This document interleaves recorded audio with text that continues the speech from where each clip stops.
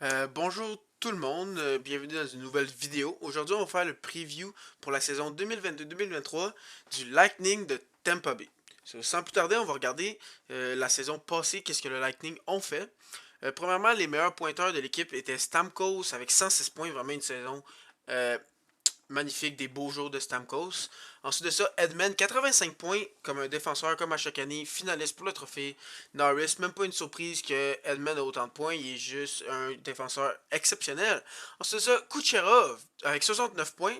Là, vous allez dire que c'est pas beaucoup de points, mais il a seulement joué 47 parties, donc s'il avait joué une saison complète, c'était en haut de 100 points. Ensuite, pour les buts, Stamkos, 42 buts. Ensuite de ça, Pointe et Kucherov avec 28 et 25. C'est un peu bas, mais les deux ont manqué plusieurs parties, donc c'est pour ceux qui ont des totaux plus petits.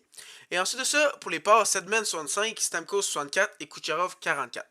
Donc si Kucherov et Pointe, désolé, ont de meilleures saisons, pas des meilleures saisons, mais je veux dire des saisons en santé, le Lightning va être encore meilleur offensivement. Déjà que c'est une machine offensive et qu'ils n'ont vraiment pas besoin de plus d'offensive, ça serait encore plus fantastique. Ensuite de ça, les gardiens de but, il y a Vasilevski, on le connaît, 916 de pourcentage d'arrêt, mais un 28.4 de goals save above expected. Je pense qu'il est deuxième derrière Shesterkin. Encore une saison fantastique par Vasilevski. On n'est pas surpris. Selon moi, Vasilevski, c'est le meilleur gardien de la Ligue nationale. Suivi de Brian Elliott en tant que backup avec un 912 pourcentage d'arrêt et 3.1 goal save above expected. Pour un backup, c'est parfait. Surtout que Vasilevski joue tout le temps en moyenne 60 matchs par saison. Donc c'est parfait comme ça. Ensuite de ça, les statistiques de l'équipe, ils ont fini avec 110 points, troisième de l'Atlantique avec 51 victoires. Ils étaient huitième de la Ligue nationale. Encore une excellente saison par les doubles champions de la Coupe Stanley il y a de- il y a 2 ans et finalistes de cette année. Ensuite de ça, les unités spéciales, encore parfait, ben pas parfait, mais très bonnes, avec 23,9% en avantage numérique et 80,6% en désavantage numérique. Encore là, aucun problème avec ça, de très bonnes unités spéciales. Ensuite de ça, pour les buts pour, 8e avec 225, excellent, et 6e pour les buts contre. Donc on voit que Tampa Bay sont bons offensivement et défensivement. Il n'y a pas un côté qui est meilleur que l'autre. On pourrait dire peut-être que l'offense à cause de l'avantage numérique, mais on voit qu'ils ont moins de buts contre. Donc on voit que défensivement, offensivement, dans les buts, c'est bien un peu partout. Mais cette année, je pense qu'ils euh, vont prendre du recul sur la saison passée à cause de leurs pertes. Avant ça, je dois parler qu'ils ont un excellent duo GM et head coach. Ils ont un top 5 meilleur coach et un top 5 meilleur directeur général. Donc pour ça, ça va pas changer pour les prochaines années à venir. Mais ils vont perdre beaucoup de punch parce qu'ils ont perdu Andrew Palat et à la défensive, ils ont perdu McDonough et Ruta. Selon moi, c'est des grosses pertes. Il va être encore excellent, sans doute là-dessus. Mais il va être un peu moins fort. Mais avec des Stamkos, Sandman, Kucherov, Pointe, il n'y a aucun stress avec ça. Il va être encore une puissance nationale. Ça, il n'y a aucun stress. On le sait toujours, Tampa Bay sont toujours forts. Mais ils vont avoir perdu un peu à cause qu'il était sur le cap salarial, il était à côté.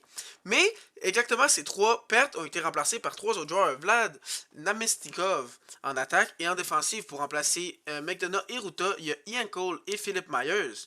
Donc, faut aussi dire qu'il y a des blessés dans l'équipe. Donc ça aussi, ça va affecter leur rendement en début de saison. Mais quand ils vont revenir, ils vont être encore prêts pour les séries.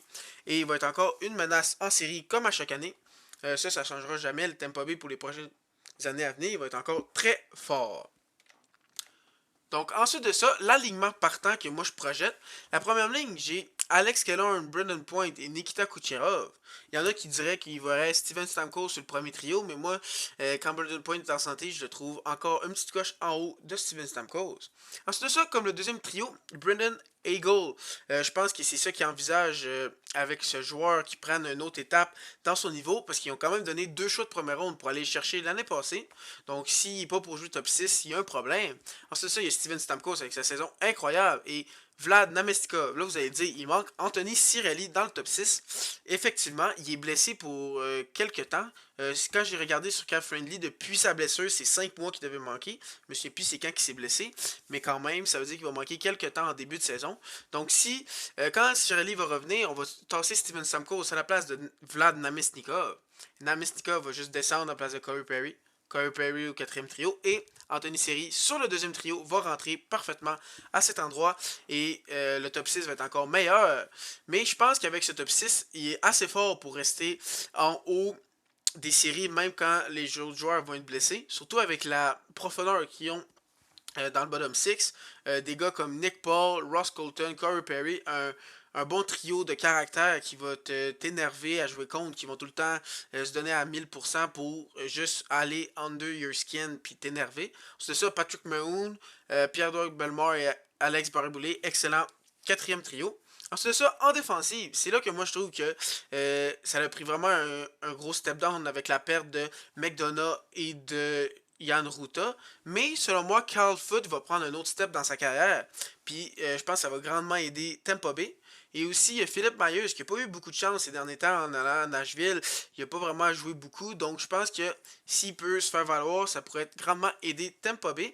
Il faut dire aussi que Zach Bogosian, lui aussi, est blessé. Donc ça aussi, c'est un joueur qui pourrait revenir plus tard dans la saison. Si un gars comme Carl Foot, Philippe Myers ne joue pas bien, Bogosian pourrait prendre sa place quand il va revenir de sa blessure. Et dans les buts, sans poser de questions, Andrei Vasilevski, le starter, va jouer une soixantaine de matchs. Et Brian Elliott, comme backup, excellent duo de gardien de but, un des meilleurs de la Ligue nationale. Et pour moi, si j'avais à donner une note à l'attaque, avec Cirelli, je devrais donner un A ou A+, mais sans Cirelli, je vais garder un A-. Je trouve que c'est un bon équilibre, mais il manque un petit Cirelli, tu vois, qui ferait que ça serait un A ou un A+. Ensuite ça, la défensive du côté gauche, c'est A+, mais du côté droit, c'est plutôt un C+. Donc, je donnerais un B ou un B+. Euh, Ouais, B+, parce que le côté gauche est vraiment fort avec un Victor Hedman et un Mikhail Sergachev. Et dans les buts, je donnerais un A+. Tu peux pas améliorer ça sans que ça te coûte trop cher. C'est parfait dans les buts. Donc, sans plus tarder, mes prédictions pour la prochaine saison. Pour les points, j'ai une saison en santé de Nikita Kucherov. Selon moi, il est un des meilleurs joueurs de la ligue. Je vois y faire à peu près 113 points. Pourquoi 113? Je sais pas. C'est ma prédiction. Ensuite de ça, pour les buts, j'ai un Steven Stamkos avec environ 45 buts. Ensuite de ça, pour les aides, Kucherov, 72 passes. Selon moi, Kucherov va avoir une excellente saison parce que quand il est en santé, on le sait que c'est un des meilleurs joueurs, surtout pour avoir des points. Comme il y a quelques années, il a eu 128 points quand il a gagné le trophée Hart. Et après ça, il a été blessé. Est-ce qu'il était vraiment blessé? Ça, il y a la question avec Tampa Bay. Mais là, cette année, je pense pas qu'ils vont jouer autour du cap salarial parce qu'ils n'ont pas besoin. À part si au deadline, ils s'en vont chercher quelqu'un si quelqu'un est blessé, mais ils ont quand même, selon moi, 100% sûr qu'ils vont faire les séries. Selon moi, ils vont être deuxième dans l'Atlantique derrière les Maple Leafs de Toronto. Si vous n'avez pas vu ma dernière vidéo, je parlais des Maple Leafs, j'ai prédit qu'elle allait être premier. J'ai prédit qu'en deuxième position, derrière les Maple Leafs, j'ai le Lightning de Tampa Bay. Je pense qu'ils vont avoir une excellente saison. Je pense pas qu'ils vont être premiers de la ligue, mais ils vont facilement faire les séries. Et selon moi, ça va être quand même comme les autres années. Ils vont aller en série, ils vont être menaçants. Mais étonnamment, je pense pas qu'ils vont se rendre aussi loin que les autres années. Mais ils vont faire un bon parcours en série. Selon moi, ils vont passer la première ronde. Mais ça va être plus dur de passer la deuxième ronde puis de se rendre en finale. Selon moi, ils vont manquer un petit quelque chose qu'il y avait dans les dernières années avec leur défensive autant forte. Je pense que le côté droit est un peu la faiblesse pour moi qui fait que je les vois pas aller si loin en série. Mais sans plus tarder, je vais parler des recrues que je pense qui pourraient faire l'alignement.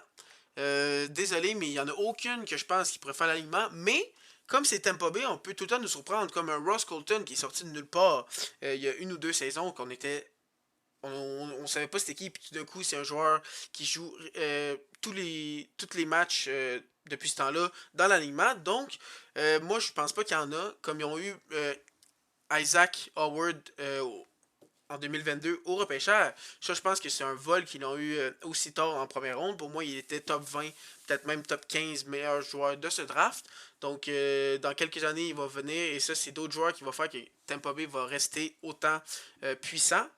Mais sinon, il n'y a pas d'autres recrues que je vois. Les extras, comme j'ai dit, il y a Cirelli qui est blessé en attaque. Ensuite de ça, en défensive, il y a Bogosian qui est blessé aussi.